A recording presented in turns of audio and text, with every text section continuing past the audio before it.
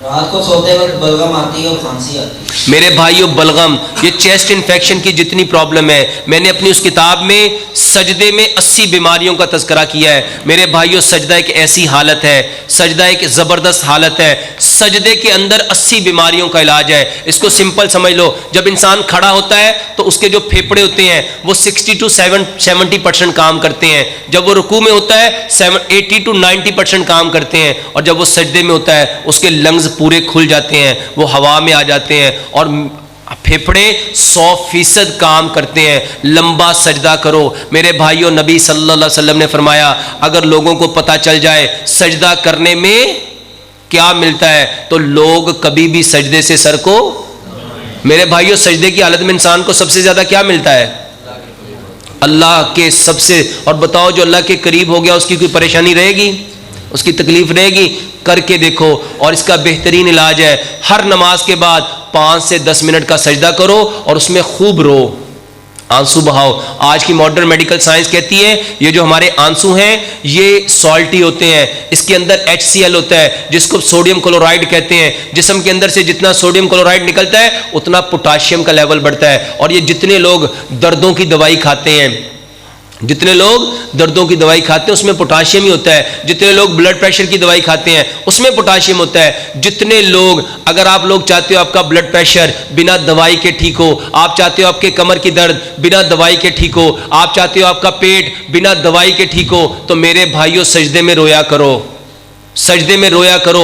جب آنسو نکلیں گے، آنسو سالٹی ہوتے ہیں، نمکین ہوتے ہیں، جسم سے جتنا نمک نکلے گا تو میرے بھائیوں نمک آپ کے پریشر کو بڑھاتا ہے، جتنا نمک نکلتا جائے گا آپ کا جسم اتنا پرسکون ہوتا جائے گا۔ کیا آپ لوگ جانتے نہیں جب ہم روتے ہیں کسی دکھ میں، صدمے میں، پریشانی میں، جب ہم رو لیتے ہیں تو دل کو کیا ہو جاتا ہے؟ وہ کیوں ہوا؟ کیونکہ آپ کے جسم کے اندر سے سوڈیم کلورائڈ نکل گیا۔ وہ سوڈیم کلورائڈ جو نکلتا ہے وہ آپ کے پریشر کو بڑھاتا ہے، اسی لیے ڈاکٹر بلڈ پریشر کے مریض کو کیا کہتے ہیں؟ آپ لوگوں نے نمک، کیونکہ نمک پریشر کو بڑھاتا ہے۔ تو میرے بھائیوں سجدہ کرو، بہترین علاج ہے، اور بلغم کے لیے، ریشے کے لیے بہترین علاج ہے گڑ کھاؤ، گڑ کھاؤ۔ واللہ سائنس نے ریسرچ کی، جو گڑ کھانے والا بندہ اس کو کبھی بھی پھیپھڑوں کا کینسر نہیں ہو سکتا۔ گڑ کھانے والے کو کبھی بھی پھیپھڑوں کا گڑ کہاں سے آتا ہے؟ مٹی سے۔ اس کو سمجھ لو ہم کس چیز سے بنے؟ مٹی سے۔ جانا کہاں ہے؟ ہماری ابتدا آدم علیہ السلام کو کس سے بنایا رب نے؟ جانا کہاں ہے؟ مٹی میں۔ اور یہ جو درمیانی وقت ہے جس کو زندگی کہتے ہیں، ہر انسان کی ہر نیڈ کو اللہ تعالیٰ نے کہاں رکھا؟ پانی کو دیکھو، گندم کو دیکھو، چاول کو دیکھو، سبزیوں کو دیکھو، اجناس کو دیکھو، وہ ساری کی ساری کہاں ہے؟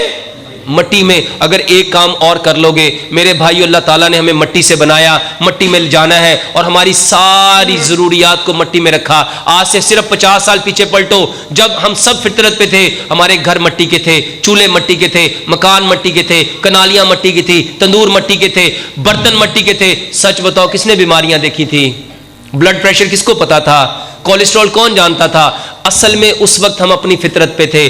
آج سے کئی ہزار سال پہلے ایک انسان آئے تھے، ان کا نام حکیم لقمان ہے۔ بہت معذرت، سوالات بہت زیادہ ہیں، لیکن یہ وہ باتیں ہیں جو آپ کو نفع دیں گی، یہ آپ کو ہر بیماری میں نفع دیں گی۔ میرے بھائیو آج سے کئی ہزار سال پہلے ایک شخص آیا، اس کا نام حکیم لقمان ہے۔ اللہ تعالیٰ قرآن میں کسی کا نام عزت سے لے دے تو وہ ہمارے لیے کیا ہو جاتا ہے؟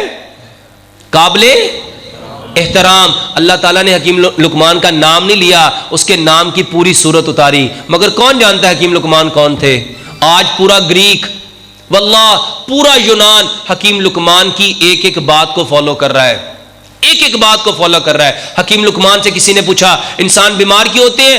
آپ نے فرمایا صرف ایک وجہ ہے، وہ اپنی فطرت سے دور ہو گیا۔ بیماری کا سبب کیا ہے؟ اپنی فطرت سے دور ہو گیا۔ ان سے علاج پوچھا گیا، علاج کیا ہے؟ انہوں نے کہا ہر بیماری کا ایک علاج ہے، اس کو فطرت پہ پھر لے آؤ، اس کو فطرت پہ پھر لے آؤ۔ اس کو سمجھو پیارے پیغمبر جناب محمد صلی اللہ علیہ وسلم کی زبان سے آپ نے فرمایا اس کائنات میں آنے والا ہر بچہ کس پہ آیا ہے؟ فطرت اسلام پہ۔ بیماری اسلام سے دوری ہے، علاج پھر اسلام ہے، واپس آنا ہے۔ اور آج میرے بھائیوں یورپ میں یہ جو میں باتیں آپ کو کر رہا ہوں اس کو نیچرل پیتھی کہتے ہیں۔ اس کو کیا کہتے ہیں؟ نیچر کس کو کہتے ہیں؟ فطرت کو. میرے بھائی انہوں نے نام بدل کے اسلام کو پروموٹ کر رہے ہیں, ہم نے اس کو چھوڑ دیا ہے. حکیم لقمان کا کہنا کہ صرف فطرت پہ لے آؤ, اور ہماری فطرت کیا تھی؟ مٹی. اپنے برتن مٹی کے کرو, اپنے گھروں سے اگر بلڈ پریشر نکالنا چاہتے ہو, کولیسٹرول نکالنا چاہتے ہو, ٹرائیگلیسرائڈ نکالنا چاہتے ہو, لیپوپروٹین نکالنا چاہتے ہو, اور اپنے ایل ڈی ایل کا لیول, ایچ ڈی ایل کا level, V L D L کا لیول نارمل کرنا چاہتے ہو, اپنے گھر سے سلور اور پلاسٹک نکالو. واللہ کینسر کی سب سے بڑی وجہ پلاسٹک اور سلور ہے. سلور گھستا ہے, بتاؤ وہ گھس کے جاتا کہاں ہے؟ اور پوری زندگی سلور جسم سے نکل نہیں سکتا.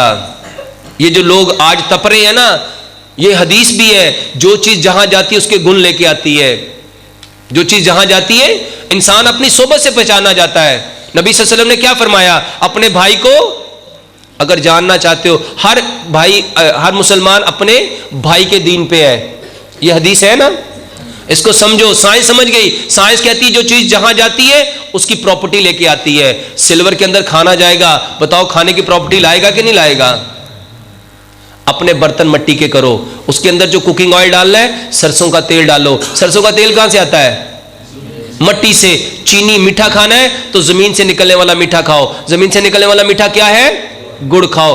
نمک لینا ہے تو زمین سے نکلنے والا لو. زمین سے نکلنے والے پتھر کو, نمک کو کیا کہتے ہیں؟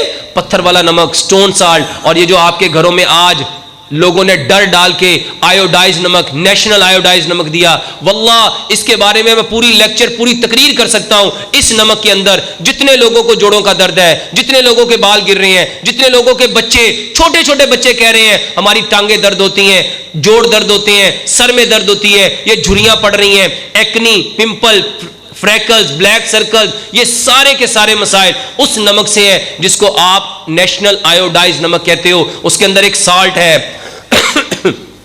اس کو کہتے ہیں پوٹاشیم ایلومینیم سلیکیٹ. اور وہ کس لیے ڈالا جاتا ہے؟ یہ جو پتھر والا نمک ہے یہ اللہ تعالیٰ نے انسانوں کے لیے پیدا کیا تھا. اور یہ جو سمندر کا نمک ہے, آج سے کئی سو سال پہلے امام نے قیم رحمۃ اللہ علیہ نے زاد المعاد ایک کتاب لکھی, اس کے اندر لکھا جو شخص سمندر کے پانی سے نمک بنائے گا اور انسانوں کے جسم میں داخل کرے گا وہ اپنے بدن میں ان گنت بیماریوں کو لے جائے گا. اور آج ہم سارے کون سا نمک لے رہے ہیں؟ سمندر کے نمک کو کہتے ہیں سی سالٹ, اور پتھر والے نمک کو کہتے ہیں سٹون سالٹ. میرے بھائی, اللہ تعالیٰ نے انسان کو مٹی سے بنایا تھا. نمک کون سا لینا چاہیے؟ پتھر والا. اور چکیوں پہ مت پسواؤ. جا کے دیکھو چکیوں کے اوپر جہاں نمک پس رہا ہے اس کے اوپر ایک بوتل لٹک رہی ہے, اس کے اندر سے جو آ رہا ہے اسی کو پوٹاشیم ایلومینیم سلیکیٹ کہتے ہیں. اور آپ کو نام کیا دیا گیا؟ یہ آیوڈین ہے. یہ کیا ہے؟